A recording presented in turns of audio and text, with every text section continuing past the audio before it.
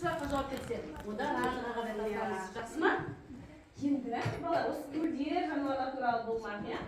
Енді жылқының төлі қалай аталады? Құлынша. Радио тобына саттамыз. Біз де жеңіске жеттік, да? Келесі. Ешкінің төлі қалай аталады? Сіз атасыздар.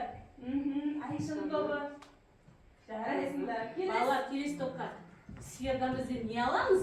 Сүт аламыз. Айшаның тобы тағы да Айшаның тобы. Айшаның тобы ма? Мен күніге қарасам. Айшаның тобы, иә. Келесі. Жоқ, қараңыз, жоқ. Кетеді. Ал біз жылқыдан не аламыз? Жылқыдан не аламыз? Ет аламыз. Ет аламыз. Жылқының етін жейміз. Ал бізде көлік болады, солай ма балалар? Ал біз етті қайдан неден аламыз? Етті неден аламыз? Жылқыдан, қойдан, сиырдан аламыз да. Тағы бізде тартып алайықшы өзімізге артынан. Келесі. Түйенің тобы қалай аталады? Айшаның тобы. Ол қанатпен сол қанатта жем түскен сияқты, иә балалар? Екеуміз бірге жем достық жем жарайсыңдар.